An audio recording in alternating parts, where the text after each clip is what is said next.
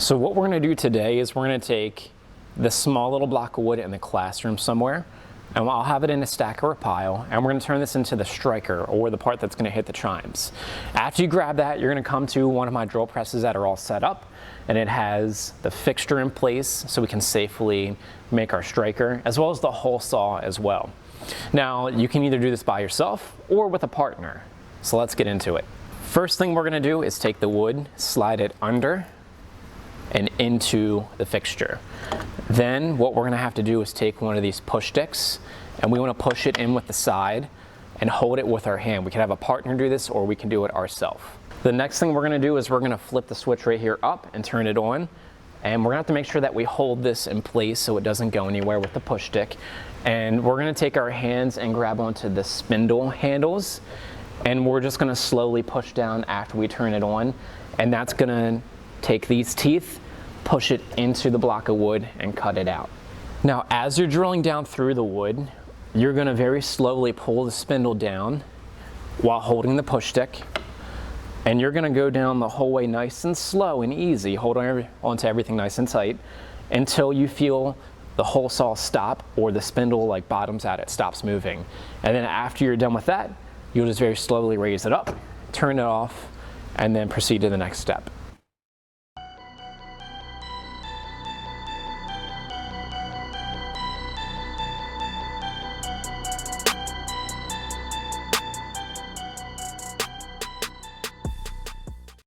Thing we want to do after we drilled everything out and kind of cut it with the hole saw is we want to vacuum this up, as well as we want to take our fingers and very carefully, without touching this part because it gets warm, push the little block of wood out.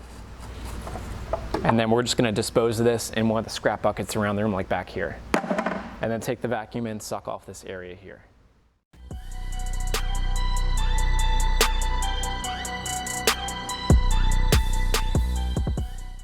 Thing we're going to do is use one of these little pokey sticks, and we want to remove our striker from the bottom here. The way a hole saw works is, of course, it has teeth that spin around and cut when it comes down, but usually the piece of wood that you're drilling into, which we want to use, gets stuck up underneath.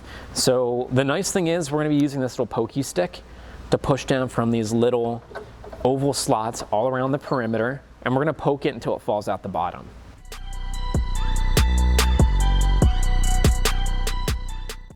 We want to take one of these little striker hole templates that you can find in the template drawer, put it on top of your project, line it up, and take a pencil and trace it.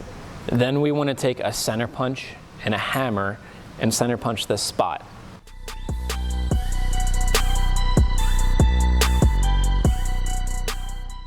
next thing we want to do is we want to drill a hole right here where we center punch.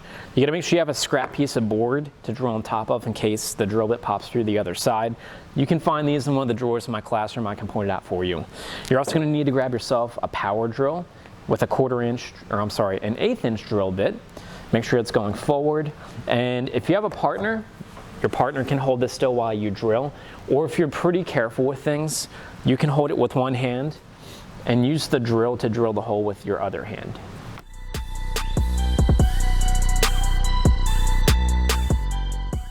Next, we want to take a file from the woodworking cabinet, preferably one that has a red handle. And what we're going to do is take these edges here where you can see like this extra wood chips left over, and we just want to go around the perimeter and kind of sand it down, make it a little bit smoother.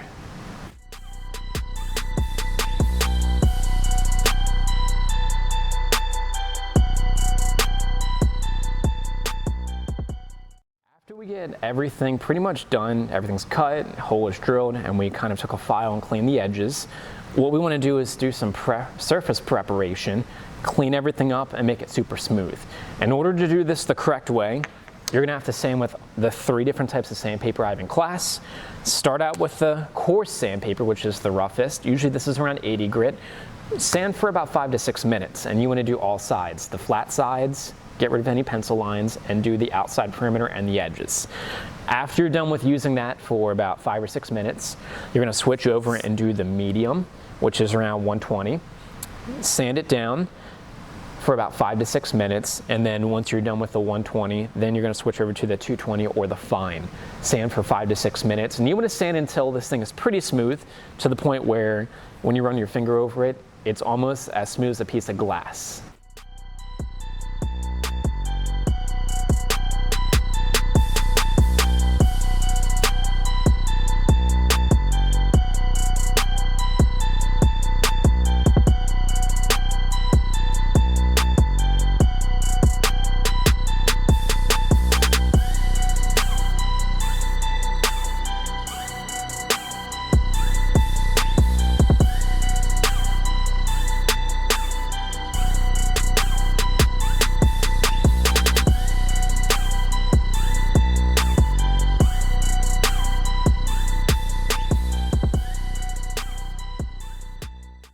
Thing that you want to do to your striker before you put any stain or clear coat on it is you want to put your initials on it. That way you know it belongs to you and you can identify it easy in class.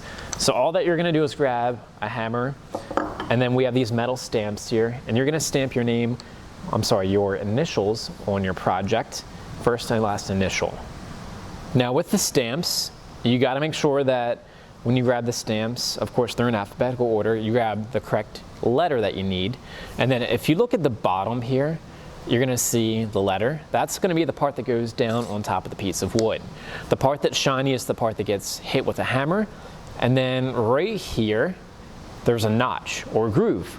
In order for your letter to be facing the right way and it's not upside down or sideways, that groove has to be facing towards you.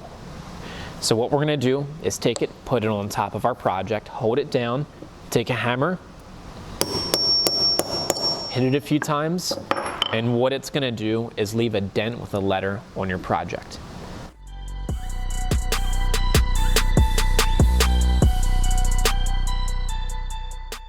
Once your project has a stain on it, as well as it was clear coated, the next thing that we wanna do is we're gonna go through the process of putting the hanging wire hardware in the middle.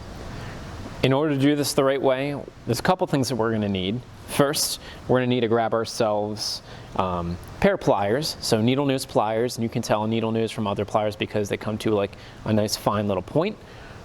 You're also gonna need a pair of diagonal cutters that look just like this.